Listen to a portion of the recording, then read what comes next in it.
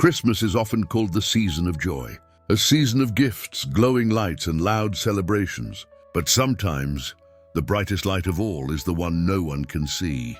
In a small, snow-covered town called Everbrook, Christmas arrived quietly. Soft snow fell from the sky like white feathers. Golden lights wrapped around lampposts. Shop windows sparkled with decorations, and cheerful music floated through the cold air. Every house on the street competed to shine brighter than the rest. More lights, bigger trees, louder laughter. Every house except one. At the very end of the street stood a small wooden home. Its windows were dark, no decorations, no tree, no lights. Inside that house lived a young boy named Noah. Noah loved Christmas, but not in the way other children did. Each year, he sat quietly by the window, watching the world celebrate without him. He watched families decorate their trees together. He watched children tear open presents with excitement. He watched laughter spill out into the snowy night. Inside his own home, there was silence, not because his family didn't care, but because they didn't have much. Noah's father worked long hours every day, returning home tired and silent. His mother saved every coin carefully, choosing food and warmth over decorations and gifts. Christmas lights were a luxury, presents were rare. So Noah learned not to hope.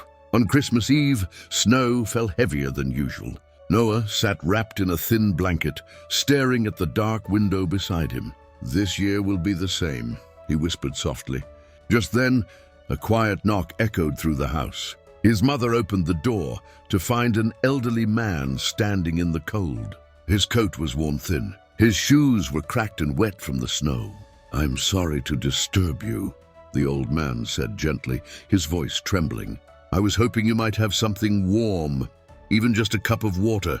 Noah watched from the corner of the room. His mother hesitated. The cupboard was nearly empty.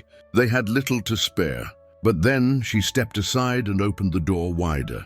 She gave the man warm water, a small piece of bread, and a chair beside their tiny heater. The old man's hands shook as he warmed them. "You've given me more than you know," he said with a grateful smile. And then he disappeared into the snowy night. That night, Noah couldn't sleep. Something inside him felt different. On Christmas morning, the town buzzed with excitement. Children ran through the snow, holding gifts. Bells rang, music filled the air. But near the town square, something unusual had drawn a crowd. At the center stood a tall Christmas tree, brighter than any Everbrook had ever seen. But it had no decorations. Instead, hundreds of small handwritten notes hung from its branches. Noah stepped closer and read one. "Thank you to the family who shared their warmth with me last night." Another read, "True Christmas lives in kindness." Noah's heart began to race. He understood. The man they helped was not just a stranger.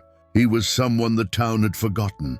And by giving what little they had, Noah's family had lit a light far greater than decorations. That evening, something beautiful happened.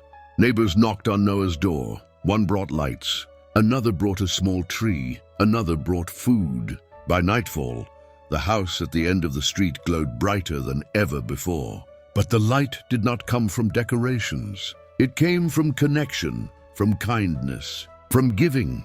As Noah looked around his warm, laughing home, he finally understood. Christmas is not about what you receive. It's about what you give, even when you think you have nothing.